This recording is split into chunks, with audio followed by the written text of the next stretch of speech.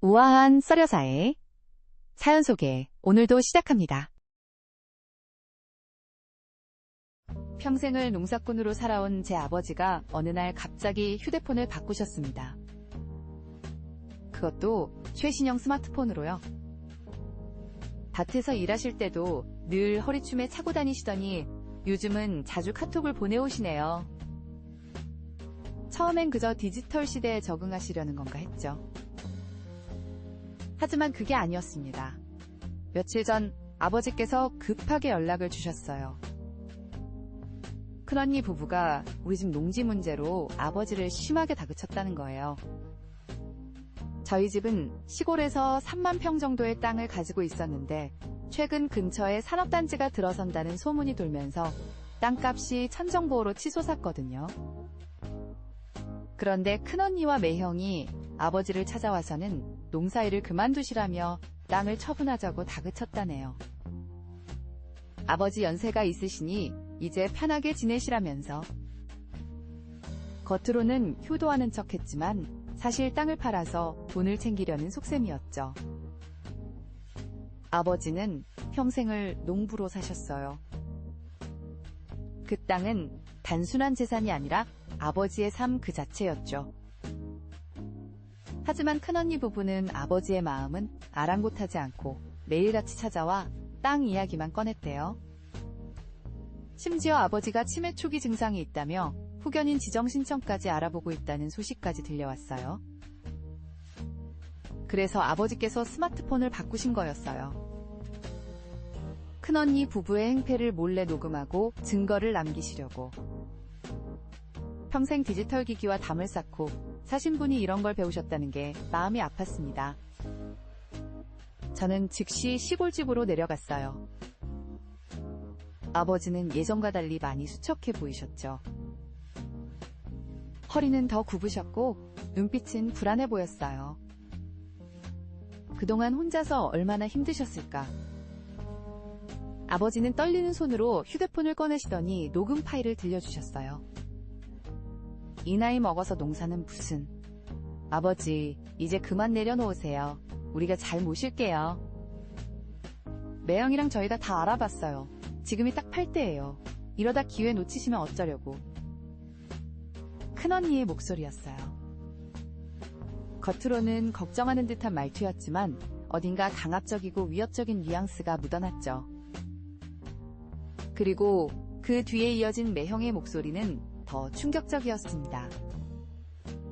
아버님, 지금 정신이 온전하실 때 결정하셔야죠. 나중에 치매 오시면 자식들끼리 더 큰 싸움 날 수도 있잖아요. 그때 가서 후회하지 마시고.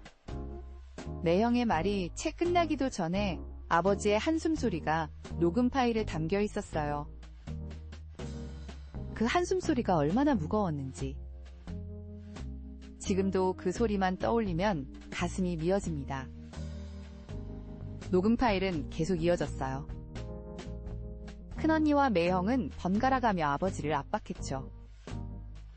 산업단지 개발이 확정되면 땅값이 더 오를 거라며 지금이야말로 절호의 기회라고. 심지어 이미 부동산에 알아보고 매수자도 찾아놨다는 거예요. 아버지, 우리가 다 알아서 할 테니까 도장만 찍어주세요. 이러다가 개발 무산되면 어쩌려고 그러세요. 아버지는 그저 묵묵히 듣고만 계셨어요. 가끔 힘없이 그래도 이 땅이 하고 말씀을 꺼내시면 큰언니는 바로 자르듯 말했죠. 아이고, 또 시작하시네. 아버지 세대처럼 그렇게 농사만 고집하다가는 자식들 앞길만 막는 거예요. 저희도 다 아버지 생각해서 하는 말이에요. 그때였어요. 조용하던 아버지의 목소리가 단호하게 들렸습니다. 이 땅은 네 할아버지가 물려주신 거다. 내가 평생 지켜온 거고. 너희 어머니하고 같이 피땀 흘려 일구던 터전이야. 돈이 전부가 아니야. 그러자 매형의 목소리가 돌변했어요. 더 이상 거칠의 친절은 없었죠. 아이고, 참. 그러다가 나중에 치매 오셔서 이상한 사람한테 사기라도 당하시면 어쩌려고 그러세요? 우리가 법적으로라도 조치를 취해야 할 것 같네요. 그 순간 탁 하는 소리와 함께 아버지의 신음소리가 들렸어요. 녹음 파일은 거기서 끝났지만 아버지의 떨리는 손등에 남은 멍이 모든 걸 말해주고 있었죠. 그걸 보는 순간 제 안에서 무언가가 확 끓어올랐어요. 저는 즉시 법률 상담을 받았어요. 다행히 아버지께서 녹음해두신 증거가 결정적인 도움이 됐죠. 큰언니 부부의 강압적인 행동과 폭력은 명백한 범죄였으니까요. 법적 대응을 준비하는 한편 동생들과 함께 아버지를 모시고 가족회의를 열었어요. 아버지는 처음엔 가족끼리 이러면 안 된다며 만류하셨지만 저희가 단호하게 말씀드렸죠. 아버지, 이건 가족이기에 더 엄중하게 다뤄야 할 문제예요. 큰언니네가 아버지 재산을 노리고 이런 짓을 했다는 게 도저히 용납할 수 없어요. 결국 저희는 내용 증명을 보냈어요. 큰언니 부부의 강압적인 행위를 즉각 중단하고 아버지께 사과할 것을 요구했죠. 더불어 후견인 지정시도나 토지 매각 강요가 계속될 경우 법적 조치를 취하겠다는 내용도 포함했어요.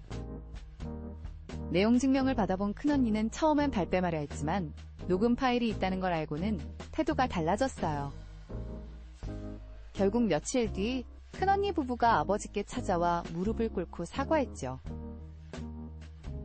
아버님, 저희가 너무 욕심을 부렸습니다. 죄송합니다. 그날 아버지는 오랜만에 큰 소리를 내셨어요. 돈이 그렇게 중요하더냐? 이 땅은 너희한테 그저 돈일지 몰라도 나한텐 평생이야.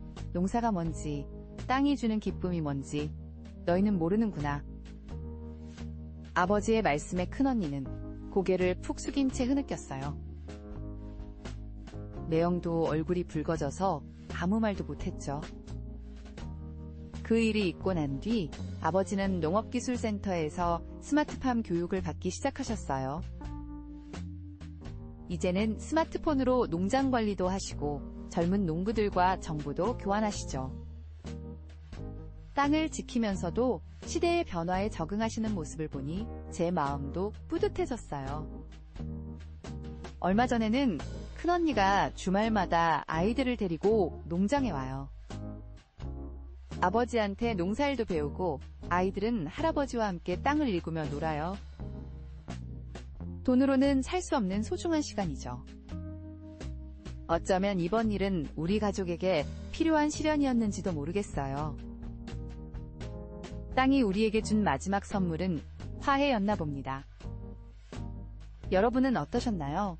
비슷한 사연이 있다면 댓글로 함께 나눠주세요.